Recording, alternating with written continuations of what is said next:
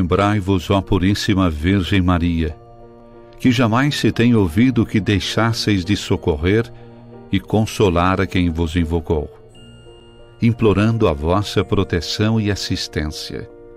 Assim, pois, animado com igual confiança, como a Mãe Amantíssima, ó Virgem das Virgens, a vós recorro, de vós me valho, gemendo sob o peso de meus pecados, humildemente me prostro a vossos pés. Não rejeiteis as minhas súplicas, ó Virgem de Caravaggio, mas dignai-vos de as ouvir propícia e de me alcançar a graça que vos peço. Amém.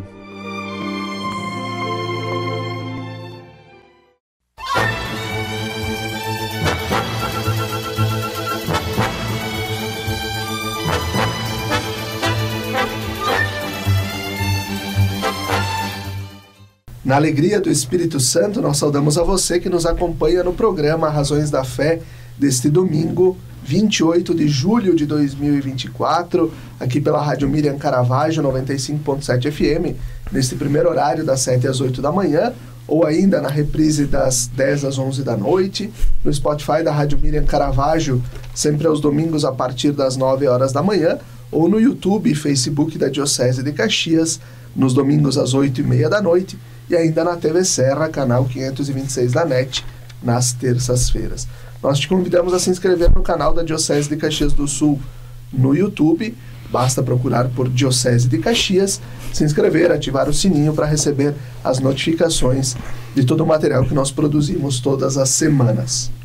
Nós hoje estamos no terceiro programa desta série de 4 produções sobre as Conferências Gerais do Episcopado da América Latina e do Caribe. Nós estamos no primeiro programa, falamos sobre a Conferência do Rio de Janeiro e depois a Conferência de Medellín. O segundo programa, falamos diretamente de Puebla. E hoje, então, vamos trabalhar sobre a Conferência de Santo Domingo. Nosso tema de hoje, cultura de vida versus cultura de morte, os sinais da Conferência de Santo Domingo. Nós temos como convidado o padre Leonardo Luciano Dalosto, que é padre da Diocese de Caxias do Sul, com formação em filosofia pela Universidade de Caxias do Sul, em teologia pela Pontifícia Universidade Católica do Rio Grande do Sul, também mestre em teologia pela mesma instituição e é doutorando em teologia pela Pontifícia Universidade Gregoriana de Roma. Ele está atuando como vigário paroquial da Paróquia Santa Rita de Cássia, em Caxias do Sul. Olá, padre Leonardo, obrigado pela tua presença. Bom dia, Felipe. Bom dia a quem nos acompanha através da Rádio Miriam Caravaggio. Muito bem. E nós temos o Gabriel Guilherme Frigo, que é leigo, catequista, com formação em filosofia pela Universidade de Caxias do Sul. Ele é mestre e atualmente é doutorando em filosofia pela mesma instituição. Olá, Frigo, obrigado pela tua presença. Olá, Felipe. Olá, padre Leonardo, e também a todos aqueles que nos acompanham. Perfeito. Vamos dando sequência, então, às nossas conversas sobre as Conferências Gerais do Episcopado da América Latina e do Caribe. O que Santo Domingo, realizada lá no ano de 92, nos aponta ao dar enfoque à oposição entre cultura de vida e culturas de morte, no sentido, de que valores defendem a vida e a dignidade humana e outros que a menosprezam. Ok, penso que Santo Domingo, talvez seja interessante trabalhar isso em primeiro lugar, é a conferência episcopal que mais traz para nós a ideia da inculturação do Evangelho. Não é que traz, ela retoma, porque essa ideia que já está presente também na teologia latino-americana naquele período, ela tem a sua matriz, o seu início assim, a ser pensado como doutrina no Concílio Vaticano II. O Concílio Vaticano II fala claramente de que nós precisamos inculturar o Evangelho. Isso está também no ensinamento do Papa da época, Paulo VI, entra no ensinamento de João Paulo II, e a Conferência de Santo Domingo trabalha muito a ideia da inculturação, né? Quando a gente fala de inculturação, é interessante pensar o seguinte: o Evangelho não é uma cultura, o Evangelho se incultura, né? Então a boa nova da salvação tem que entrar em todas as culturas e transformar nelas aquilo que se opõe, por assim dizer, ao projeto de Deus. Pensemos que a base desta nossa lógica é exatamente a encarnação do Verbo. Se nós afirmamos que o Verbo se fez carne, ou seja, que Deus entrou na história e transformou a história de dentro para fora, nós fazemos essa analogia, através dessa ideia, falamos também do Evangelho que entra nas culturas e as transforma. Ora, o que Santo Domingo faz? Recorda para nós um fato, porque Santo Domingo acontece em 92. Então estávamos celebrando os 500 anos daquilo que alguns chamam de descobrimento, outros chamam de invasão, né? Mas Santo Domingo chamou os 500 anos da evangelização no continente na América como tal. E havia uma discussão muito acalorada na época sobre a questão de que, por muito tempo, se confundiu cultura com evangelho. E aí então, quando os europeus chegaram no continente, eles trouxeram o evangelho na forma da cultura europeia. E de certa maneira isso foi, e nós sabemos hoje com mais clareza, também um processo violento, porque a fé cristã chegou a partir da cultura europeia, e nós tivemos violações ali de direitos humanos, violações inclusive das culturas, destruição quase das culturas indígenas naquele período. Por isso que é importante o tema da enculturação nesta conferência, porque é uma revisão histórica sobre como nós fizemos o processo evangelizador. E aí nós entendemos, a partir de Santo Domingo, que nós não podemos confundir o evangelho com a cultura daquele que está evangelizando. Esse é um desafio para nós como seres humanos. Quer dizer, o que significa hoje que quando nós nos colocamos em uma posição de evangelizadores, daqueles que anunciam, comunicam o evangelho, mas estamos em uma cultura específica, como é que nós fazemos o processo de conversão nosso para não tentarmos impor a nossa cultura como se isso fosse o evangelho como tal? Como se a forma cultural que nós temos deve ser passada dentro de outras culturas. É uma questão aberta em Santo Domingo e que permanece aberta para nós como desafio. Agora, o que Santo Domingo faz, e aquilo que está na pergunta, de certa maneira, é como é que nós fazemos uma contraposição entre uma cultura de vida e uma cultura de morte, né? A cultura de vida é exatamente essa ideia de que nós precisamos promover a vida em todas as suas instâncias, né? Não importando os condicionamentos culturais que existem. Significa dizer que nós entramos nas culturas, o Evangelho entra na cultura, e deve ajudar a cultura a se transformar, libertando-se daquilo que conduz ou que comunica a morte e não vida. É um processo muito complexo, é um processo, eu diria assim, de um discernimento muito grande, porque às vezes nós podemos pensar que uma cultura está comunicando morte, quando na verdade, na visão deles, é vida.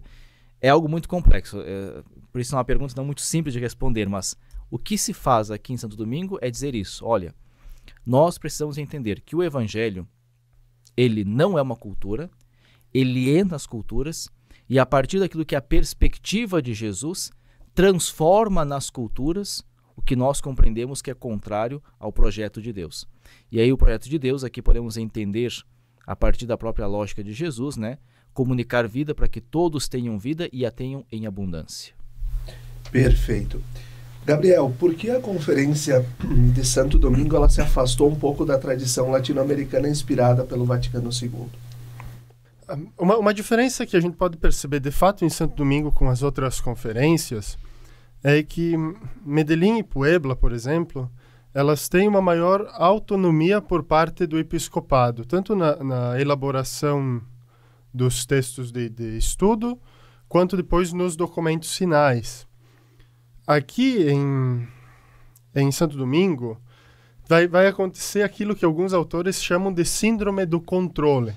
Quer dizer, que é uma preocupação muito forte de Roma com aquilo que acontecia nas conferências regionais, aqui de modo especial, né? Na nossa conferência latino-americana e do Caribe. E é uma interferência direta de Roma sobre, tanto no documento de estudo, quanto nos teólogos que vão participar como assessores. Tanto que, se a gente for pensar em Santo Domingo, tinha um grupo de teólogos paralelos à conferência que pensava e ajudava os bispos a refletirem. Quer dizer, tinha um grupo de teólogos oficiais, mas tinha um grupo de teólogos paralelos que contribuíam com as reflexões. Então, tem essa maior pressão de Roma e também a gente tem que pensar aqui que alguns teólogos já haviam sido, como é que a gente pode dizer, investigados ou qualquer coisa do tipo, assim, por Roma. Então, se tem essa preocupação de legislar sobre o que acontecia, de legislar sobre a teologia. E vai acontecer também em Santo Domingo uma virada epistemológica, hermenêutica, a gente pode dizer assim também, com relação às outras conferências, que não se usa mais o método ver, julgar e agir. Quer dizer, não se parte mais da realidade do povo de Deus para construir um pensamento teológico, mas se implanta uma ideia teológica e a partir dela nós construímos uma caminhada de igreja. É o inverso que acontece aqui com o que vinha sendo trabalhado e vinha sendo pensado nas outras duas conferências. E é claro que isso vai afastar Santo Domingo, tanto de Puebla e Medellín e Puebla, como do Vaticano II, porque se a gente pensar que agora nós não construímos mais a partir da realidade, mas nós tentamos mudar a realidade a partir de uma ideia teológica, há de fato uma cisão, um afastamento. Cisão eu acho que até é muito duro, mas há de fato um afastamento com relação à caminhada latino-americana. Tanto que a conferência de Santo Domingo, das 4 grandes conferências, né, deixando de lado um pouco Rio de Janeiro, então Medellín, Puebla, Santo Domingo e Aparecida, é a que menos parece ter algum respaldo, assim, a que menos parece ter voz, né? Apesar dela ter sido muito importante, como o Padre Leonardo dizia, dos 500 anos da evangelização e também do tema da enculturação, que acredito ser o grande tema de Santo Domingo, o tema da enculturação. Perfeito. Padre Leonardo, qual a relação entre Santo Domingo e a Santa Sé, né? O Frigo já deu algumas pinceladas, mas houve quase que como diria o nosso saudoso Padre Constante Paza, Roma estava de butuca sobre a conferência de Santo Domingo? De certa maneira, a expressão que o Frigo usou é uma expressão que cabe aqui, né? Há um controle, porque há uma desconfiança. Quer dizer, quando há um controle é porque existe uma desconfiança.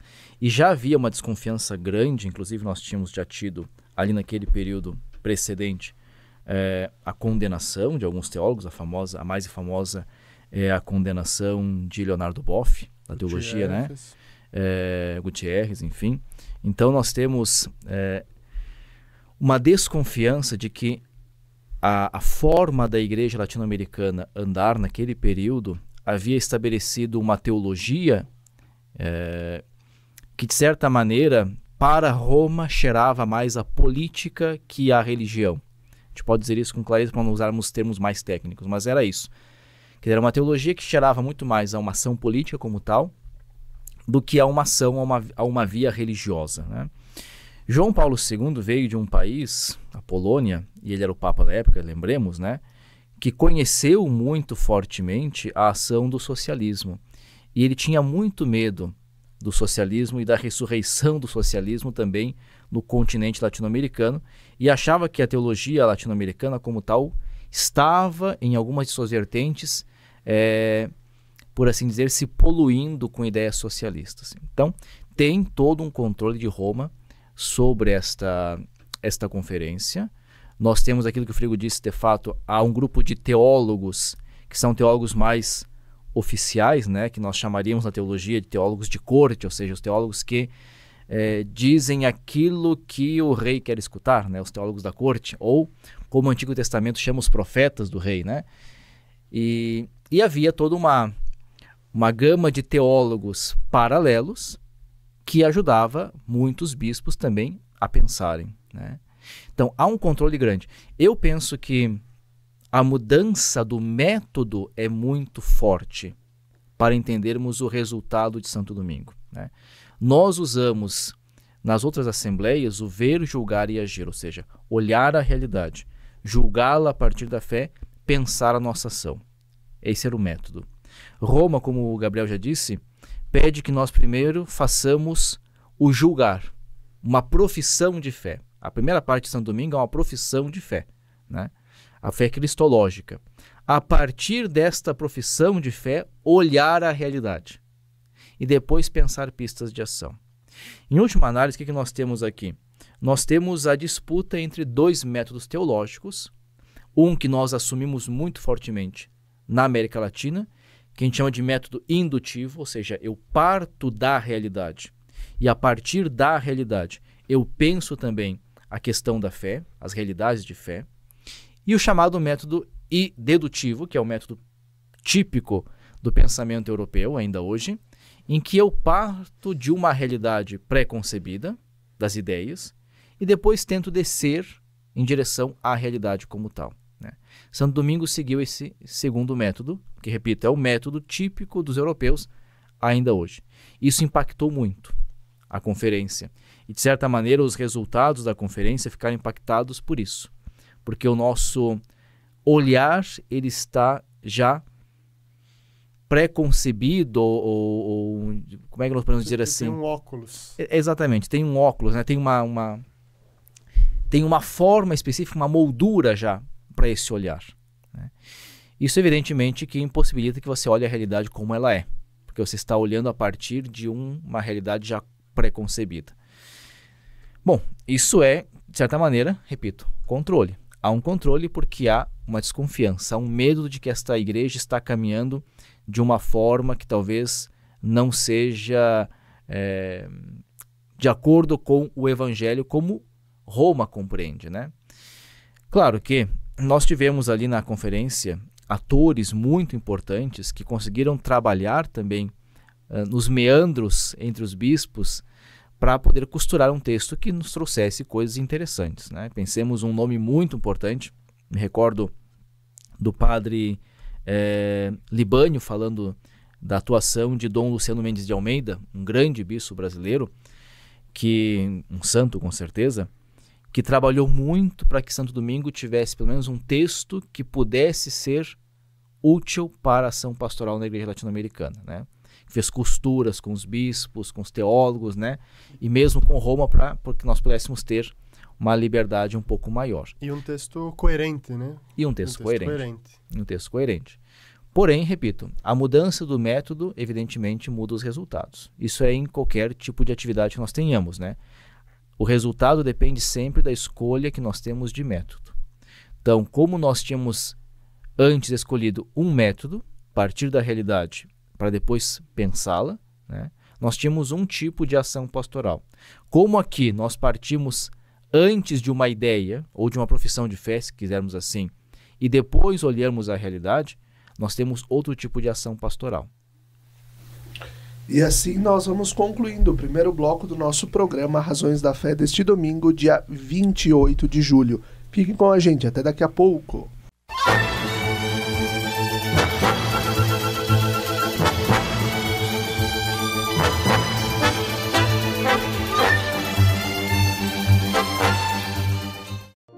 Lembrai-vos, ó Puríssima Virgem Maria, que jamais se tem ouvido que deixasseis de socorrer e consolar a quem vos invocou, implorando a vossa proteção e assistência.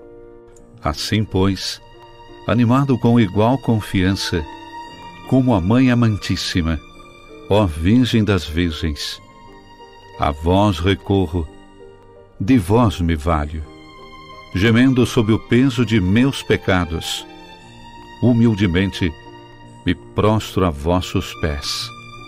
Não rejeiteis as minhas súplicas, ó Virgem de Caravaggio, mas dignai-vos de as ouvir propícia e de me alcançar a graça que vos peço.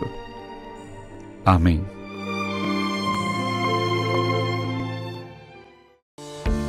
Você já se perguntou o que é essencial para a sua saúde? Aqui no Círculo, essencial é o atendimento humanizado, a atenção total a você e o cuidado completo sempre. E é exatamente isso que você encontra na Central de Saúde de Farroupilha. Estamos bem no centro da cidade, com atendimento de especialistas, posto de coleta do laboratório, vacinas, ambulatórios, saúde ocupacional e um centro de cardiologia referência. Escolher o Círculo é escolher um plano completo para você e essencial para a sua saúde. É ter sempre à disposição uma ampla rede credenciada, uma infraestrutura moderna, um serviço gratuito de teleorientação médica 24 horas e muito mais. Planos para você, sua família ou sua empresa.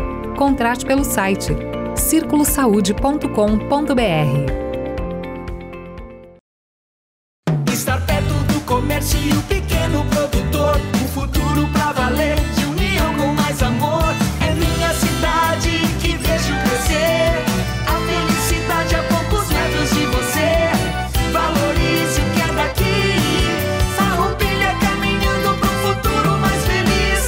Viva Farroupilha, viva e descubra Farroupilha.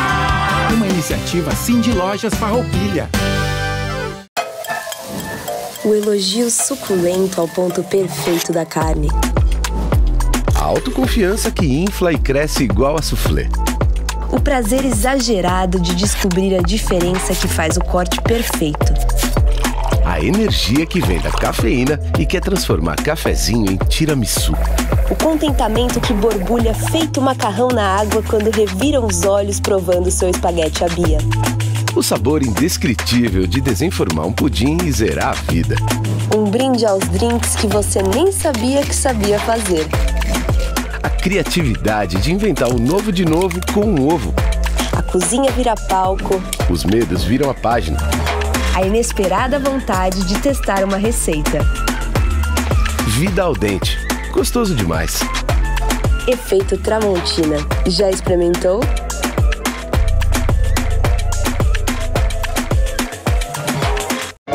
Quer segurança na hora de comprar um imóvel? A Imofar tem mais de 40 anos de tradição. Tranquilidade total na hora de comprar? Isso você tem com a Imofar. Ligue 2109-5900 ou acesse imofar.com.br.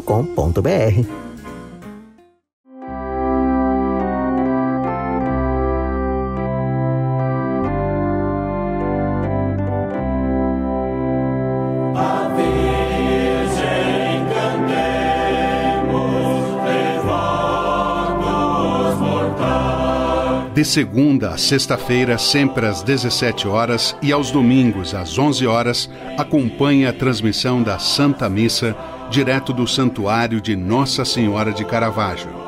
Fique ligado na TV Serra, canais 26 e 526 da NET Claro, no Facebook e canal do YouTube da TV Serra Farroupilha, ou conectado ao nosso site www.tvserra.tv e reze conosco. Na Palavra de Deus e na Eucaristia, alimentamos nossa vida e fortalecemos nossa caminhada. Missa direto do Santuário de Nossa Senhora de Caravaggio, na sua TV Serra. Momento de oração, fé e devoção na padroeira da Diocese de Caxias do Sul e da cidade de Farroupilha. Patrocínio Tramontina, o prazer de fazer bonito. TV Serra, levando o Santuário de Caravaggio até você.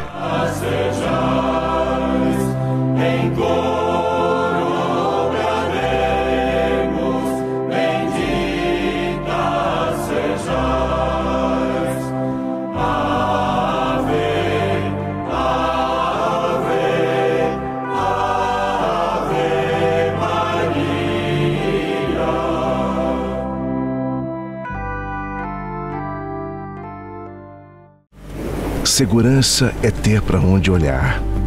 Está lado a lado de quem está disposto a nos dar a mão. Saber que, mesmo nos caminhos longos, temos a certeza de onde queremos chegar. Ao olhar para trás, vemos todas as conquistas que tivemos ao lado de quem esteve junto com a gente. Percebemos que uma relação de proximidade é essencial. As melhores escolhas são aquelas que deixam a nossa rotina mais fácil e nos possibilitam construir nossos projetos sabendo com quem podemos contar.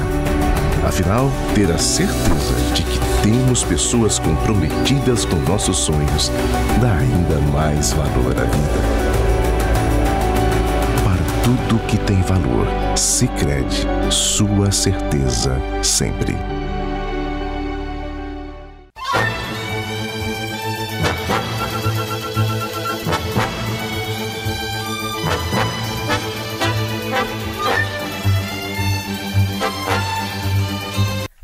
Estamos de volta com o segundo bloco do nosso programa Razões da Fé deste domingo, dia 28 de julho, aqui pela Rádio Miriam Caravaggio, 95.7 FM e também pelas redes sociais da nossa Diocese de Caxias do Sul. Estamos no terceiro programa da série de 4 produções sobre as conferências gerais do Episcopado da América Latina e do Caribe. Hoje o nosso tema, cultura de vida versus culturas de morte, os sinais da Conferência de Santo Domingo. Os nossos convidados, o padre Leonardo Luciano D'Alosto e o doutorando em filosofia, Gabriel Guilherme Frigo. Começo contigo, Gabriel, esse segundo bloco. Como a Conferência de Santo Domingo abordou a questão da evangelização no contexto de mudanças sociais e culturais da América Latina e quais foram as estratégias propostas para esta nova evangelização quando se celebrava os 500 anos da evangelização da América? Perfeito. Quanto a isso, aquilo que também o padre Leonardo já trouxe no primeiro bloco, na primeira parte desse programa, Santo Domingo teve um conflito sobre exatamente, antes de começar a conferência, havia um conflito assim sobre como tratar os 500 anos da evangelização. Se seria tratado com um certo saudosismo ou com algumas ressalvas quanto àquilo que foi feito, né? Então esse é um primeiro elemento também importante que vai estar presente, digamos assim, na cabeça dos bispos, das pessoas que vão participar da conferência, que é esse conflito entre uma espécie de saudosismo de uma dita evangelização colonial, a forma com que a evangelização foi feita e realizada na América Latina, desde aquilo que se convencionou chamar de descobrimento, né? Mas há quem também rejeite de fato essa ideia de chamar isso de um descobrimento, né? Porque Cristóvão Colombo de fato nada descobriu aqui, né? Já haviam os povos autóctones, né? Então tem essa dimensão e esse conflito sobre o que é essa evangelização, o que foi feito na América Latina desde 1500, o que foi feito lá, logo no descobrimento, e depois como foi feita essa evangelização que nada mais foi, de fato, do que uma imposição, uma evangelização a partir da imposição de uma fé, da imposição de princípios e etc. Né? E aí, desde lá do início, tem figuras marcantes, e eu recordo Bartolomé de las Casas, depois o Gustavo Gutierrez também recorda ele, que queria dizer que o problema inicial dessa evangelização foi uma evangelização pela espada e não pelo exemplo, pela caridade. Então, uma coisa muito forçada, uma imposição, a gente pode pensar assim, de cima para baixo, de uma ideia, de um princípio, de um conceito. Santo Domingo vai retomar então a ideia da inculturação, que é a ideia que é o evangelho que se apropria da cultura e revela Cristo na cultura do determinado povo, da determinada região, que muda a perspectiva, se a gente for pensar aqui, muda a perspectiva de evangelização. Não é mais uma imposição de cima para baixo, mas é um florescimento. É como se o evangelho fosse uma semente plantada na cultura e que não destrói a cultura, mas a partir dela fala aos povos de Jesus Cristo. Esse é talvez o grande ensinamento agora de Santo Domingo, é falar de Jesus Cristo a partir da cultura na qual se está, a partir da realidade na qual se vive. É uma diferença de perspectiva, de visão, de olhar. Perfeito. Padre Leonardo, Quais foram as principais discussões sobre o papel da mulher na igreja em Santo Domingo? Ok. Penso que aqui nós temos que falar do papel da mulher na igreja como tal, né?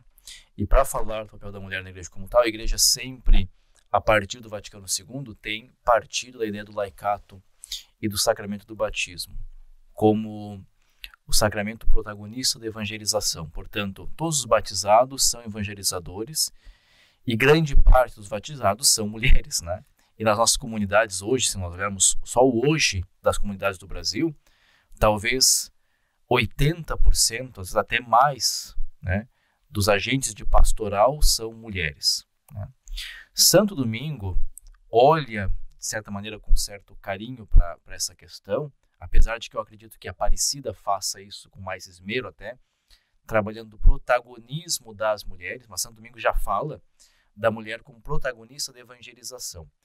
O grande problema, eu penso, é um problema eclesial, tá? Não é um problema apenas de Santo Domingo, nem de Aparecida depois, nem das nossas conferências dos episcopados, enfim, mas é um problema eclesial como tal. Qual é exatamente o papel da mulher na igreja? Não é uma realidade que a teologia tenha resolvido e que a doutrina também tenha resolvido. Nós não sabemos muito bem qual é o papel da mulher, pelo menos não a nível decisório, não a nível de tomada de decisões. O Papa Francisco tem reiteradamente mexido também nas estruturas da Cúria Romana e colocado em certos papéis de decisão de poder, né, mulheres. Para dizer assim, nós precisamos deste olhar que é um olhar que nos falta. Se nós pensamos em um colegiado episcopal que é feito apenas de homens, como é de fato na Igreja Católica, é claro que falta um olhar específico, que é um olhar feminino, também materno, que nós não temos. O homem não tem esse olhar, porque é típico da mulher. Santo Domingo, repito, ele tenta trabalhar o espaço da mulher no seu protagonismo. Acho que a Aparecida faz isso melhor até que Santo Domingo. Trabalha mais ainda, porque fala exatamente das tomadas de decisão.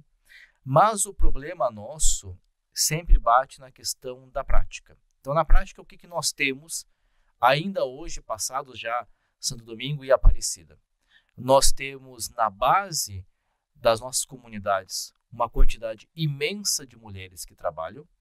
Então, catequistas, agentes de pastoral, ministros da comunhão, ministros da palavra, ou seja, uma grande quantidade de mulheres que trabalham na vida pastoral da comunidade, mas nós não as temos naquilo que são os espaços de tomada de decisão, né? Repito, isso é um problema eclesial como tal, ainda não resolvido pela teologia nem pela doutrina da igreja, né? Não está resolvido, isso é uma questão de discussão. Pensemos agora, o sínodo está, a princípio, não vai trabalhar o diaconato feminino, mas o Papa pediu que uma comissão estudasse mais profundamente o diaconato feminino da Igreja Católica, porque nós precisamos dar passos também para podermos colocar as mulheres em lugares de poder de decisão. Senão elas se tornam apenas, não gosto de dizer isso, mas às vezes dá a entender isso na cabeça de alguns padres e também de alguns bispos, apenas instrumentos para o trabalho pastoral, né? A mulher tem que ser, a igreja diz isso, protagonista da evangelização. O que falta-nos é viabilizar isso, para que de fato ela não seja apenas alguém que obedeça às normas daquilo que nós colocamos como homens, mas para que sejam de fato agentes autônomos da vida pastoral da igreja. Então, a pergunta é muito dirigida a Santo Domingo, eu abri um pouco mais o leque, né? Santo Domingo trabalha a ideia da mulher como protagonista da evangelização. Repito, a Aparecida provavelmente faz isso com mais esmero, com mais força, até porque passados mais tempo, evidentemente que a cultura já havia também se desenvolvido em relação ao papel da mulher na sociedade, mas nós ainda hoje, passados tanto tempo, já mais de 10 anos de Aparecida, e portanto 30 anos praticamente de Santo Domingo, ainda hoje temos a questão prática em aberto, que é a mulher é a base da sustentação das vidas das nossas comunidades de trabalho pastoral, mas não é ainda alguém que decide alguma coisa. Poderíamos dizer que apesar de não ter a Conferência de Santo Domingo não ter abraçado o método Ver, Julgar e Agir, mesmo assim ele se fez presente, mesmo que por esse grupo de peritos, de teólogos de forma paralela e que trabalharam também ajudando a formar um documento melhor também, que ele aconteceu? De certa maneira, o método Ver, Julgar e Agir é um pouco aquilo que nós chamaríamos de forma-mentes do episcopado à época ainda, né? Quer dizer, ainda é um modo de pensar, de raciocinar de grande parte dos bispos naquele período. Hoje, talvez com o Papa Francisco na ideia do sínodo. Claro, Francisco tem isso muito presente, nós iremos ver isso em Aparecida, né? Francisco retoma o método até pelos seus próprios documentos, né? Ele tem um pouquinho essa forma de estruturar, escrita, os documentos. E aqui em Santo Domingo é muito interessante porque os registros também históricos de quem estava lá, de quem participou, vai dizer que nos pequenos grupos, muitas vezes você pensava com o método Ver, Julgar e Agir, você fazia os pequenos documentos, né, as pequenas reflexões dos grupos com o método Ver, Julgar e Agir, e causou um conflito quando chegou na redação. Um conflito de redação, porque não se encaixavam as reflexões dos grupos com a forma pela qual, né, o documento devia ser estruturado. Então tem isso também, que causou um certo conflito ali, né? De certa maneira, o que eu acho que é muito preocupante hoje, assim, olhamos o hoje, né, partindo de Santo Domingo, mas olhamos o hoje, como a igreja está perdendo este modo de abordagem da realidade que é o Ver, Julgar e Agir, né? Então nós vemos um Papa que tem todo o seu magistério, todo ele, praticamente assentado sobre esses 3 pilares, sobre o método Ver, Julgar e Agir. Ele usa outros termos, por exemplo, ao invés de julgar, ele diz iluminar, mas enfim, o método é esse, né? Olhar a realidade, julgá-la e depois agir sobre ela. Então todo o seu magistério está assentado sobre esse método, mas uma igreja que gradativamente caminha para um método diferente, né? Nós temos hoje no Brasil muito mais a ideia do método de Santo Domingo, ou seja, primeiro professar a fé, depois olhar a realidade a partir dessa profissão, do que uma igreja que tenha em mente, né, e na prática o método Ver, Julgar e Agir, que é um método que depois se retoma em Aparecida e que Francisco retoma para a Igreja Universal. Então nós tivemos, acho que como consequência, e eu aqui diria pessoalmente, mas uma consequência negativa de Santo Domingo, é exatamente este freio no método Ver, Julgar e Agir, que acabou depois começou a dominar as consciências teológicas de pastores, né, de bispos e também de padres e de teólogos e agentes de pastoral na igreja latino-americana. Gabriel, como a Conferência de Santo Domingo abordou a questão da juventude e o seu papel na evangelização? Certo. Eu acredito que Santo Domingo não vai ter grandes inovações com relação à juventude daquilo que foi dito em Puebla, que é o jovem como, também em Puebla o pobre, mas o jovem como sujeito da evangelização, quer dizer, não é um objeto ao qual Cristo deve ser levado, mas ele é sujeito de transmissão desse mesmo Cristo. Quer dizer, ele é participante integral da sua própria evangelização, como é o caso das mulheres, como é o caso dos pobres, né? Eles não são objetos a quem nós transmitimos uma verdade, mas eles são agentes de transmissão dessa verdade, sujeitos da fé, sujeitos da evangelização. Perfeito. E assim a gente vai concluindo o segundo bloco do nosso programa Razões da Fé deste domingo, dia 28 de julho. Fique com a gente, até daqui a pouco.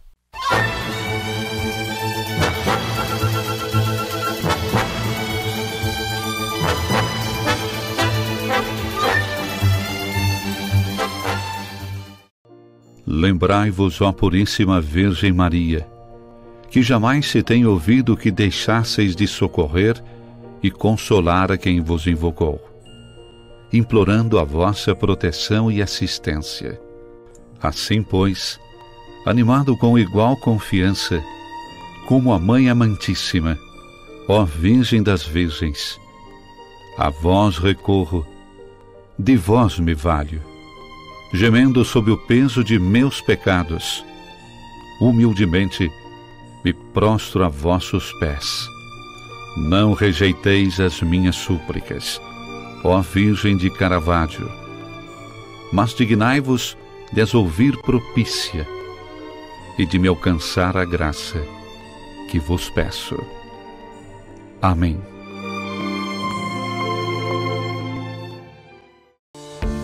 Você já se perguntou o que é essencial para a sua saúde? Aqui no Círculo, essencial é o atendimento humanizado, a atenção total a você e o cuidado completo sempre. E é exatamente isso que você encontra na Central de Saúde de Farroupilha. Estamos bem no centro da cidade, com atendimento de especialistas, posto de coleta do laboratório, vacinas, ambulatórios, saúde ocupacional e um centro de cardiologia referência. Escolher o Círculo é escolher um plano completo para você e essencial para a sua saúde. É ter sempre à disposição uma ampla rede credenciada, uma infraestrutura moderna, um serviço gratuito de teleorientação médica 24 horas e muito mais. Planos para você, sua família ou sua empresa. Contrate pelo site circulosaude.com.br. Estar perto do comércio e o pequeno produtor, um futuro pra valer, de união com mais amor. É minha cidade que vejo crescer, a felicidade a poucos metros de você. Valorize o que é daqui, Farroupilha caminhando pro futuro mais feliz. Viva Farroupilha, viva e descubra Farroupilha. Uma iniciativa Cindy Lojas Farroupilha.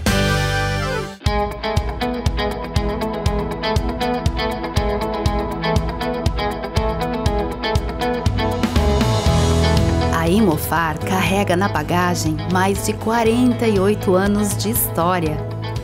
História essa que se solidificou através da constante realização dos sonhos dos seus clientes.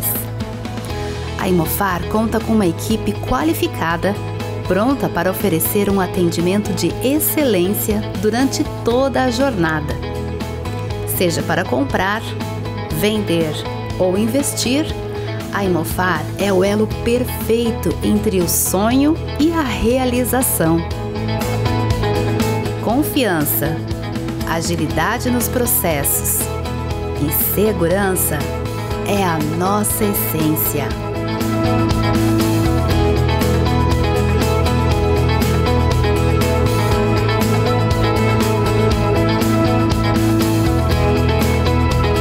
Venha nos visitar ou acesse nosso site e explore todas as oportunidades.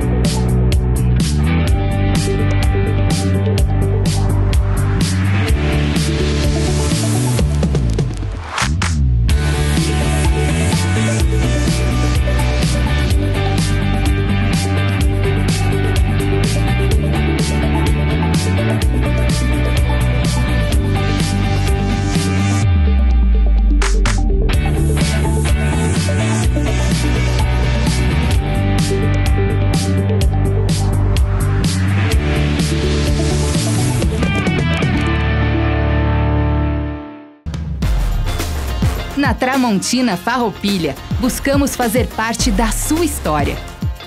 E o que é mais significativo do que os momentos compartilhados ao redor da mesa? Nossa missão é ser suporte para essas memórias,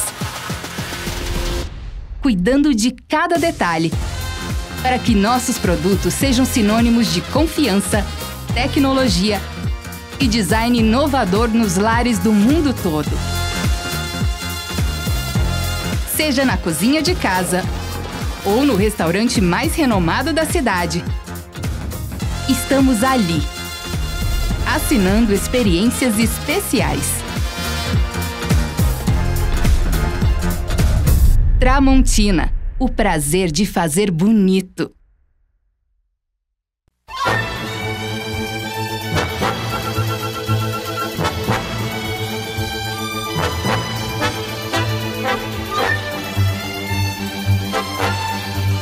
Estamos de volta com o terceiro bloco do nosso programa Razões da Fé deste domingo, 28 de julho de 2024, aqui pela Rádio Miriam Caravaggio, 95.7 FM e também pelas redes sociais da nossa Diocese de Caxias do Sul.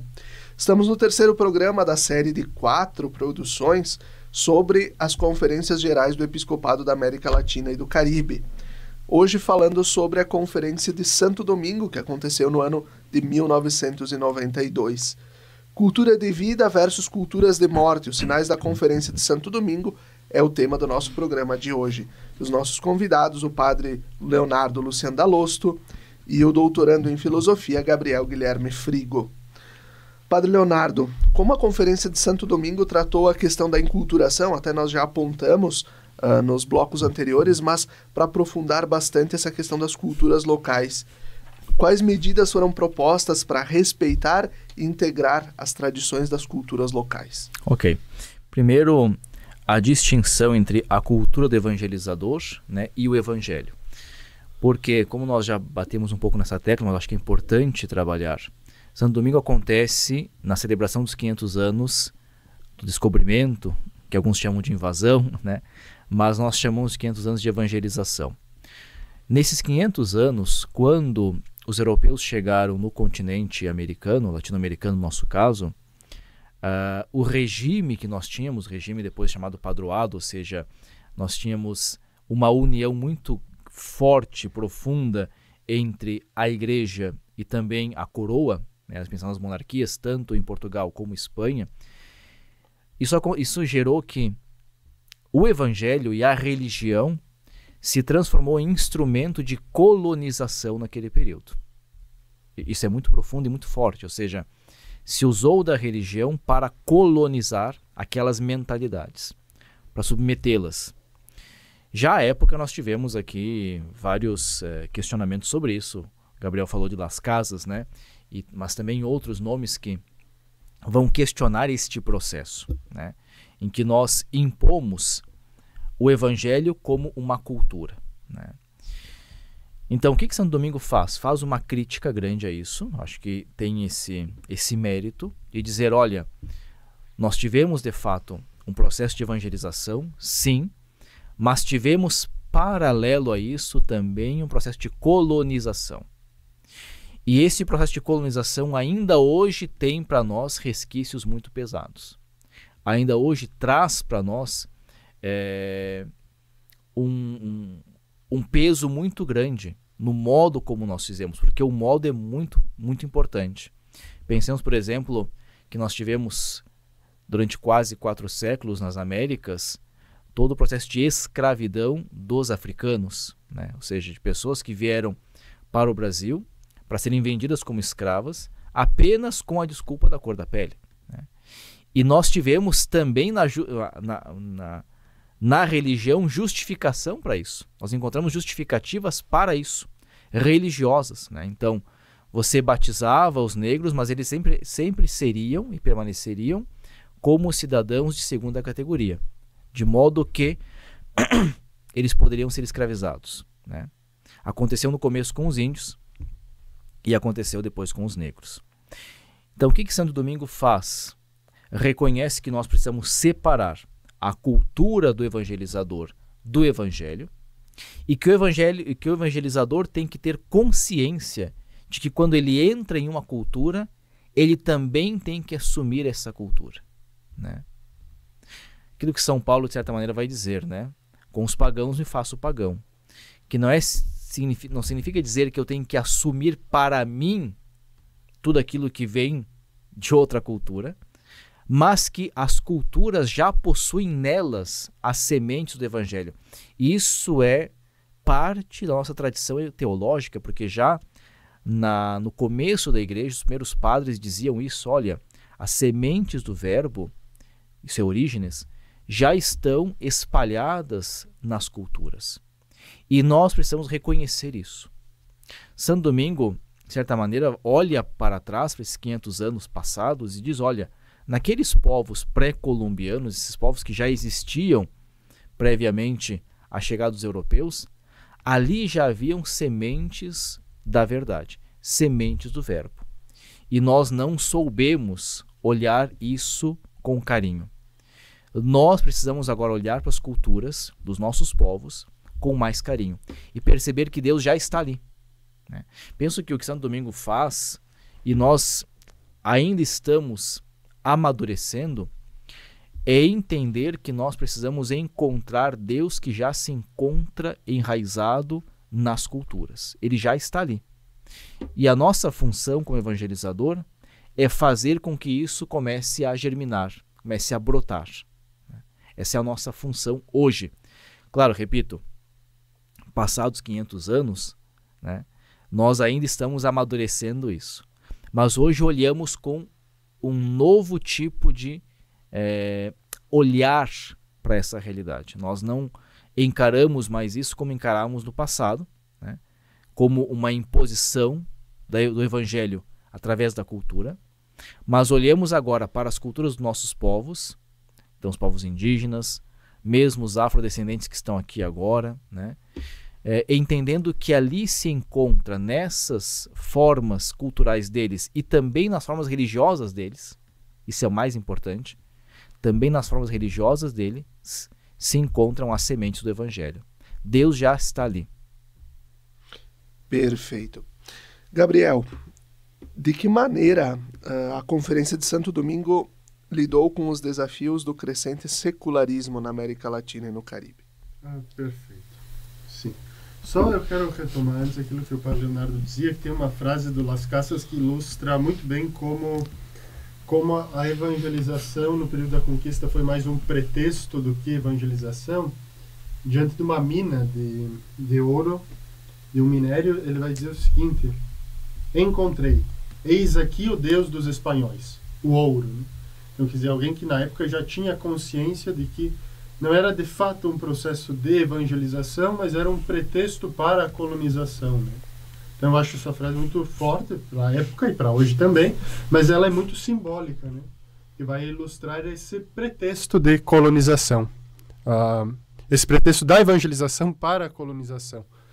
Mas enfim, eu acho que é importante a gente retomar o tema da conferência para falar sobre esse ponto, que é precisamente, né, a nova evangelização, promoção humana e cultura cristã. Nova evangelização vai remeter aos 500 anos e a uma nova proposta de evangelização a partir da cultura. A promoção humana, aqui nesse tema, a gente pode recordar as duas conferências anteriores, a Medellín e Puebla, as opções preferenciais que elas fizeram, quer dizer, está dizendo que também Santo Domingo não nega essas opções preferenciais, mas retoma aqui de modo muito sutil, e a cultura cristã, que agora passa também por uma transformação, né? É um mundo, a gente está aqui em Santo Domingo, 1992, então pós-Segunda Guerra Mundial, pós-Guerra Fria, é um mundo que está começando um processo, principalmente da Europa, mas aqui também, de secularização muito forte, muito grande. Em alguns lugares, forte também de ateísmo, de negação da presença de Deus, negação do próprio Deus. E Santo Domingo vai dizer para nós que aqui nesse contexto é preciso reconhecer Deus na cultura e evangelizar a partir da cultura. É um novo olhar, é uma nova proposta, que ele vai trazer essa conferência. E o lema, né? Jesus Cristo, ontem, hoje e sempre, também fazendo essa memória histórica, mas para dizer que Jesus Cristo também está presente sempre nas culturas, aquilo que o padre dizia, as sementes do verbo. Que é um conceito importante para o concílio também, né? Uhum. É um conceito muito importante para o concílio. Padre Leonardo, agora também o Gabriel traz o lema, né? Jesus Cristo ontem, hoje, sempre, que depois vai também ser o lema do jubileu do ano 2000, né? Que vai basear o nosso, né? O jubileu, ano que vem vamos viver o Jubileu da Esperança, né? 25 anos já também desse acontecimento. E trazendo um pouquinho já essa continuidade da história. Como foi o caminho que conduziu a Igreja da América Latina e do Caribe, desde Santo Domingo, em 92, para a 5ª conferência em Aparecida, no ano de 2007? Esses 15 anos, basicamente, que separaram uma da outra, a virada para o 3º milênio, e também esse olhar da Igreja já, né, no 3º milênio. Ok. Eu penso que aqui nós temos uma questão interessante que, em Santo Domingo, se falou muito da ideia da cultura, mas se adjetivava, essa cultura ela é cristã, né? Eu penso que o caminho foi de perceber que a cultura não é cristã como tal, e que a ideia que nós tínhamos de uma cultura cristã se foi esfacelando. A Aparecida faz uma análise sobre isso e percebe esse esfacelamento da ideia de uma cultura cristã. E por que é importante isso para nós? Eu diria hoje, porque nós ainda temos gente que bate muito nessa tecla de que existe uma cultura cristã. Eu acho que nós tivemos uma cultura vernizada de cristianismo, tanto na Europa como também na América Latina. E isso, de certa maneira, fez muito mal, porque nós geramos cristãos vernizados apenas, ou seja, não homens e mulheres radicados, ou seja, alicerçados no Evangelho, e, portanto, tendo o Evangelho como forma de pensar, de entender e de agir no mundo, mas como homens e mulheres que receberam uma cultura cristianizada, né? Isso significa dizer que o agir dessas pessoas não era um agir moldado por Jesus, mas era um agir simplesmente religioso, muitas vezes. É uma etiqueta. Uma etiqueta. Aqui a cultura como uma etiqueta, né? Uma etiqueta cristã. Exato. Faça isso e seja cristão. E seja cristão. E aí, então, você separava a fé da própria vida das pessoas, né? Essa ideia, a meu ver, que passou muito em Santo Domingo, ela é perigosa, de uma cultura cristã. Tentar restabelecer uma cultura cristã, a meu ver, é uma empresa falida hoje, né? A cultura não é cristã como tal. Mas o cristianismo, eu não gosto muito dessa expressão, eu gosto da expressão fé cristã. A fé cristã tem que entrar na cultura, né?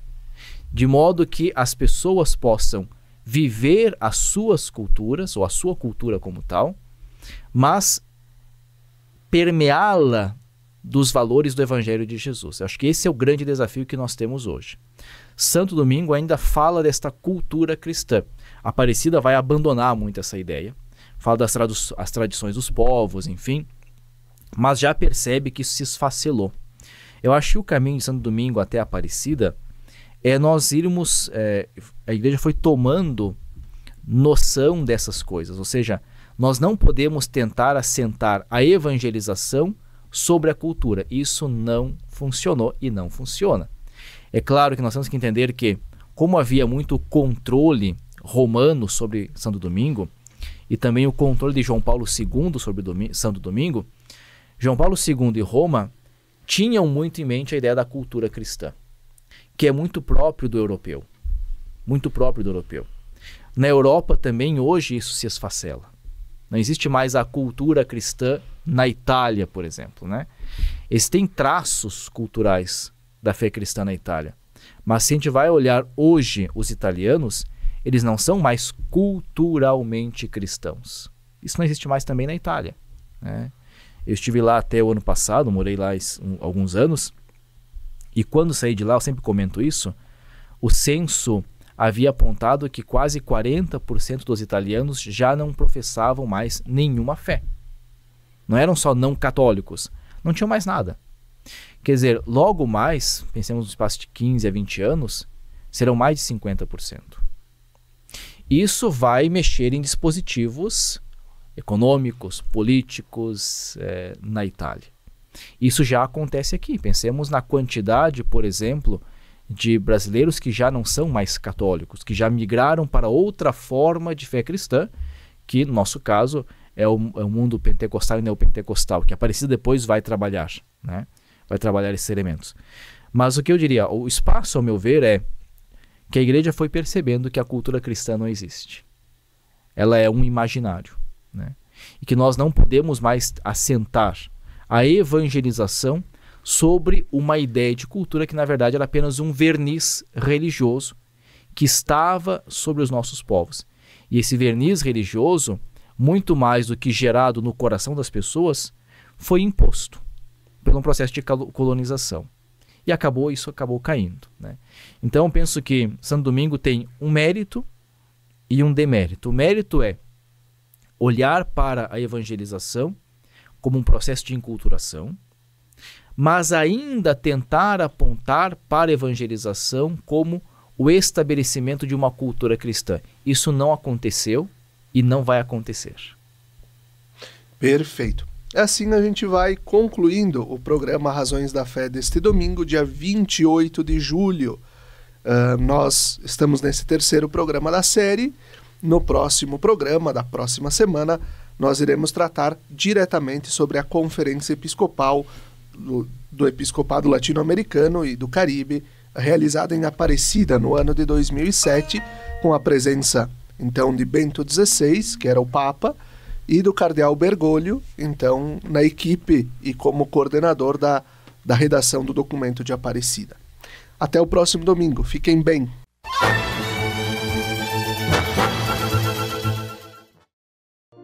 Lembrai-vos, ó Puríssima Virgem Maria, que jamais se tem ouvido que deixasseis de socorrer e consolar a quem vos invocou, implorando a vossa proteção e assistência. Assim, pois, animado com igual confiança, como a Mãe Amantíssima, ó Virgem das Virgens, a vós recorro, de vós me valho, gemendo sob o peso de meus pecados, humildemente me prostro a vossos pés.